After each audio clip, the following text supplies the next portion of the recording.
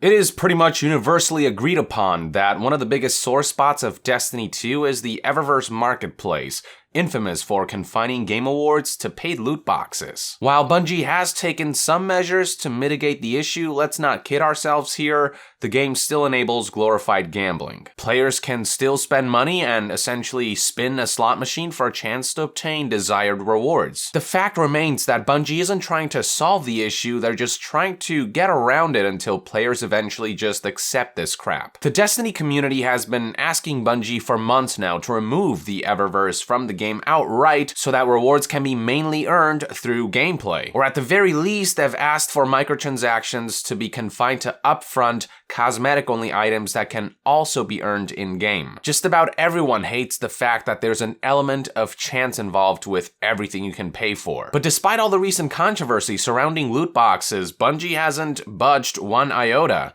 They are intent on keeping this mechanism one way or another. Now, Bungie did announce back in January 11th, 2018 that in future seasons they'd be shifting balance more towards new content rather than engram rewards, that they'd be providing more gameplay paths towards engram earnings, and that they'd offer more direct purchase options, stating that they recognize that the scales are tipped too far towards tests at the moment, and that Eververse was never intended to be a substitute for endgame content and rewards. Part of this initiative will seemingly take shape in the form of a new type of loot box that Bungie's introducing as part of their Season 3 update that's coming with the Warmind DLC launching next week, and it is called the Prismatic Matrix, which will coexist with regular loot boxes or bright engrams. Its description reads as follows. The Prismatic Matrix connects to new distribution nodes for the duration of the week, with each activation guaranteeing an item never previously acquired from the Eververse stock.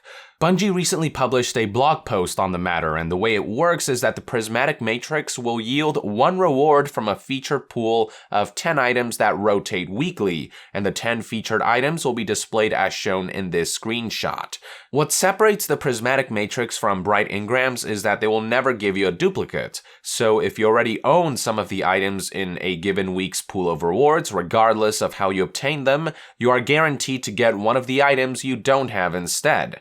At a glance, this all seems pretty generous, but if your instinct is telling you that this all seems too good to be true, you'd be right, as there is a caveat to all this. To get an item from the Prismatic Matrix, you need something called the Prismatic Facet, and you can only earn one of these per week via gameplay, or more specifically, you earn a free Prismatic Facet on your first level up of a week. What this means is that you can only earn one item from the Prismatic Matrix every week through gameplay alone. The only way to obtain more, you guessed it, spend money. You can buy additional Prismatic Facets at 200 silvers each, which translates to around $2 a pop. Keep in mind that the item you get from the Prismatic Matrix's 10 weekly featured pool of rewards is completely random, so if there's a specific item you want, spending a facet you earned is about as good as rolling the dice. If you don't get lucky enough to get the specific item that you wanted with the one facet you earned in a given week through gameplay, well, you better pay up and spin the dice again before the week passes and the item is taken out of rotation. Granted, if you already own some of the weekly featured rewards in the Prismatic Matrix, then your chances of obtaining the items you want will be higher, since you won't get duplicates. This also means that with every new facet you spend in a week, you increase the chances of getting the specific item that you want. But see, that's part of the allure. The more money you spend, the more you increase the chances of getting the one or two things you want. Of course, it's always possible that a player might get lucky and get the item that they want on the first try. Then again, we don't know how the odds of Prismatic Matrix works. I would imagine that not all items are weighed equally, with rarer items having a lower chance of appearing. So if the featured pool of 10 rewards is comprised of a mix of rare, legendary, and exotic items, as shown in this screenshot, I can only surmise that it's more likely that when you spend a facet, you'll obtain a rare item first before obtaining something exotic. Assuming this is true, if an item you desire happens to be exotic, then you're more likely to have to spend more money to obtain it, as you'd have to climb your way through lower rarities through the process of elimination. Now, this bit about different rarities having different chances of appearing is speculation on my end, unless Bungie did clarify this already, but what can I do but speculate when Bungie refuses to disclose the odds of obtaining certain types of rewards via loot boxes? To make a long story short, while Prismatic Matrix might seem like an improvement over engrams at a glance, the fact remains that there are elements of manipulation involved to maximize player spending. One could argue that Prismatic Matrix could be just as manipulative, if not more manipulative, than Bright engrams, as Prismatic Matrix flaunts the items players might be able to earn before baiting them into a game of chance.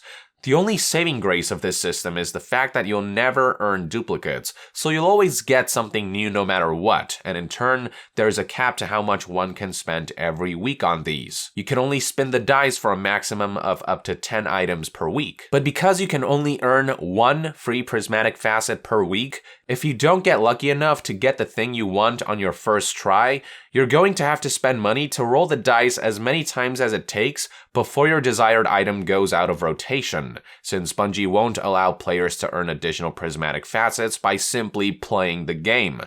The one prismatic facet per week thing is particularly manipulative. It's basically a weekly free spin and taste of the new gambling contraption. When that free spin doesn't give you what you want, you might find yourself feeling the urge to spend money to give the dice one more roll, as the chances of obtaining a desired item the game baited you with has increased. What we're left with is a system that's essentially a reimagined form of glorified gambling, meant to supplement the existing Bright engrams. If we use the analogy of a casino, it's basically just another game, another way to gamble. One is a slot machine, the other is craps or whatever. This would all be an easier pill to swallow if Bungie removed the element of chance and made it so that players can pick and choose what they want from the Prismatic Matrix. That way, you're guaranteed to get one new desired item per week from a pool of rewards, and if you want other stuff, you can resort to spend a bit of money to pick out something else, knowing exactly what you're going to get. I think that would have been at least a good compromise. But the way Bungie insists on adding chance to anything that players can spend money on goes to show their unwillingness to directly address the universal negative feedback against Destiny 2's monetization tactics. And as long as they insist on finding ways to skirt around the issue, it is impossible for me to even contemplate trusting Bungie or Activision. It is baffling that in the current tumultuous landscape, Bungie insists on remaining steadfast about their precious loot boxes, especially when government agencies around the world are beginning to crack down on them, threatening fines, sales bans, and even jail time. Belgium already ruled that Overwatch, which has cosmetic-only loot boxes, does constitute as gambling, demanding that the feature be removed outright, so I suppose it's only a matter of time before games like Destiny 2 get called out as well. Until then though, keep your eyes peeled for Destiny 2's new monetization schemes, which are not as innocent as Bungie will have you believe. With that, I would like to end this news update. Thank you for tuning in. If you enjoy my content, consider supporting me on Patreon. It is completely optional, but donating even as little as $1 a month will go a long way in helping maintain this channel. And to be further updated on all things gaming news, reviews, and discussions, stay tuned right here on Young Yeah. I'll see you guys next time. Young out.